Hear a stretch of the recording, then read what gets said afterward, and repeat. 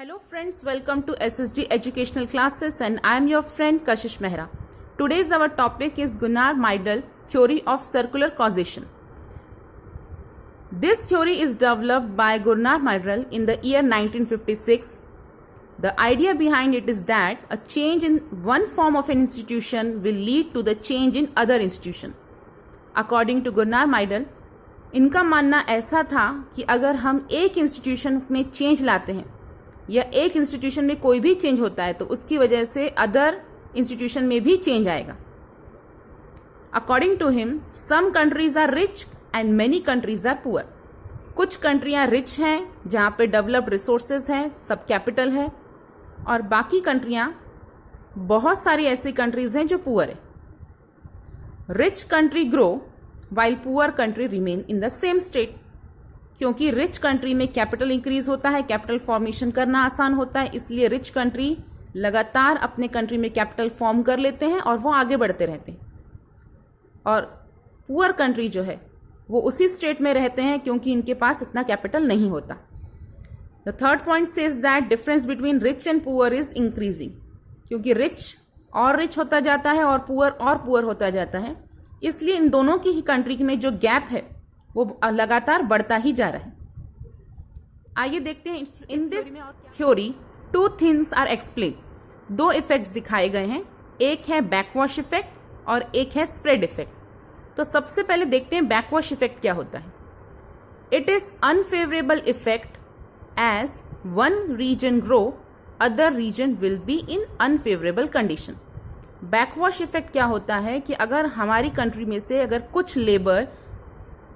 कुछ लोग अपना लेबर छोड़ के दूसरी जगह शिफ्ट हो जाते हैं तो जहां भी वो डेवलप्ड रीजन में शिफ्ट होंगे तो उसमें कुछ न कुछ नेगेटिविटीज आएंगी, कुछ न कुछ अनफेवरेबल इफेक्ट्स आएंगे. तो बैकवॉश इफेक्ट्स में हम सारे अनफेवरेबल इफेक्ट्स देखने वाले हैं. जब कुछ लेबर अपना जगह छोड़कर माइग्रेट हो जाते हैं और दूसरी जगह चले जाते हैं तो उसका इफेक्ट क्या आता है. It is unfavourable effect as one region grow other region will be in unfavourable condition. अगर लोग अपनी जगह छोड़कर दूसरी जगह शिफ्ट होने लगते हैं तो दूसरा रीजन बढ़ने लगेगा और जिस जगह से वो जा रहे हैं वो रीजन कम होना शुरू हो जाता है. और ये बैकवॉश इफेक्ट होता है 3 रीजन्स की वजह से. फर्स्ट है माइग्रेशन. माइग्रेशन का मतलब होता है जब लोग अपनी जगह छोड़कर दूसरी जगह शिफ्ट होने लगते हैं for job. It attract young and active people.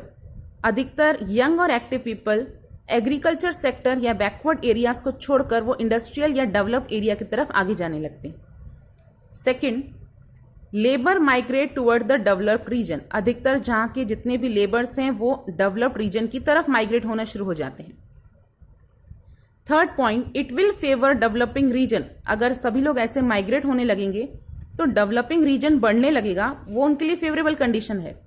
And depress the backward reason. लेकिन बैकवर्ड रीजन पीछे चला जाएगा क्योंकि वहां के लोग सब गांव को छोड़ने लगेंगे, बैकवर्ड एरिया को छोड़ने लगेंगे, तो इस तरीके से बैकवर्ड एरिया डिप्रेशन में चला जाएगा. Second reason for backwash effect is capital movement. जब हम बात कर रहे हैं कैपिटल मूवमेंट, मतलब जब पैसों का सर्कुलेशन जब मूव होता है तो उसे हम बोलते हैं कैपिटल मूवमेंट.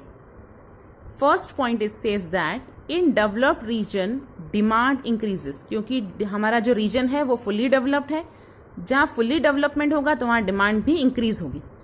जैसे डिमांड इंक्रीज हो जाएगी it lead to increase in investment. जैसे डिमांड इंक्रीज हो जाएगी इन्वेस्टमेंट भी इंक्रीज हो जाएगा. मतलब वो एक पर्टिकुलर रीजन रहेगा जहां पे फुल्ली डेवलपमेंट होता चला जाएगा. Better investment lead to shortage of capital in backward region. जैसे जैसे डेवलप्ड रीजन में इन्वेस्टमेंट बढ़ता जाएगा वैसे वैसे बैकवर्ड रीजन में शॉर्टेज होता जाएगा इन्वेस्टमेंट का. कोई भी पर्सन बैकवर्ड रीजन में इन्वेस्टमेंट करना पसंद नहीं करेगा. और इस कंडीशन में जितने लोग डेवलप्ड रीजन में काम कर रहे हैं और डेवलपमेंट कर रहे हैं वो सभी लोग बैंक से पैसा लेकर अपने बिजनेस को और एक्सपेंड कर सकते हैं. Bank put all the savings in the hand of richer. तो यहां पर क्या हो गया, जितनी भी सेविंग बैंक के हाथ में रहती है, जो पुअर पीपल के हाथ से आई हुई सेविंग्स रहती है वो पूरी की पूरी सेविंग चली जाती है रिच पीपल के हाथ में. Third reason was trade. Higher trade is always in the favour of developed region. जहां आप देखेंगे डेवलप्ड रीजन है वहीं पर हायर ट्रेड रहेगा। Industrial development may ruin the backward region. हो सकता है कई बार आपकी इंडस्ट्रियल एरिया जैसे जैसे डेवलप होता जाएगा बैकवर्ड एरिया और पीछे होता चला जाता है, मतलब एग्रीकल्चर एरिया पीछे और इंडस्ट्रियल एरिया आगे बढ़ता जाएगा। और इस थ्योरी में भी पहले यही बताया गया था कि एक एरिया अगर डेवलप्ड होता है तो वो दूसरे एरिया को इफेक्ट कर देता है। Third reason says that all the marketing activity take place in developed region. ये भी हमने देखा है कि जितनी भी मार्केटिंग एक्टिविटी होती है वो भी डेवलप्ड रीजन में ही होती है, जिसकी वजह से बैकवर्ड रीजन इस समय भी पीछे रह जाता है। तो ये सारे इफेक्ट थे बैकवर्ड इफेक्ट जो गुरनाथ थ्योरी में बताए गए हैं। अभी भी एक स्प्रेड इफेक्ट बाकी है। जब हमने बात की बैकवॉश इफेक्ट की तो ये सब नेगेटिव पॉइंट थे जब इंडस्ट्री डेवलप करती है और वो कहीं ना कहीं बैकवर्ड एरिया को इफेक्ट कर देती है। अगर इंडस्ट्रियल एरिया डेवलप हो रहा है तो एग्रीकल्चर एरिया इफेक्टेड हो रहा है, और ये सारे पॉइंट्स अनफेवरेबल कंडीशन के थे, इट मीन्स नेगेटिव थे।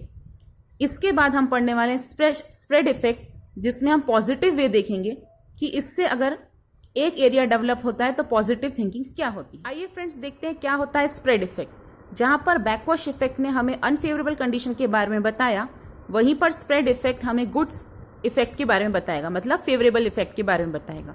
The growth of industrial area have some good effect, और उस गुड इफेक्ट को बोलते हैं स्प्रेड इफेक्ट। जहां पर फर्स्ट पॉइंट बता रहा है कि सप्लाई ऑफ एग्रीकल्चर में इंक्रीज। सप्लाई ऑफ एग्रीकल्चर बढ़ जाएगा। वो बढ़ेगा कैसे? अगर इंडस्ट्रियल एरिया का डेवलपमेंट होता है तो उस इंडस्ट्रियल एरिया के डेवलपमेंट की वजह से कहीं ना कहीं न्यू फर्टिलाइजर्स आएंगे, न्यू मशीन्स आएंगी, जिसकी वजह से एग्रीकल्चर का सप्लाई बढ़ जाएगा। Second point says that it may help in extending the market. अगर इंडस्ट्रियल डेवलपमेंट होता है तो कहीं ना कहीं हमारे मार्केट भी एक्सटेंड होती जाएगी और वो सीधा इफेक्ट डालेगी आपके एग्रीकल्चर सेक्टर पे। एग्रीकल्चर सेक्टर वाले भी अपने उस मार्केट में अपना प्रोडक्ट सेल कर सकते हैं। Third point says that backward region can tech technical knowledge, और ये टेक्निकल नॉलेज मिल सकती है उनको इंडस्ट्रियल एरिया से। जैसे जैसे इंडस्ट्रियल एरिया बढ़ता जाएगा, बैकवर्ड एरिया उस इंडस्ट्रियल एरिया को देखकर अपना भी टेक्निक चेंज करती जाएगी। और even poor people can start their business.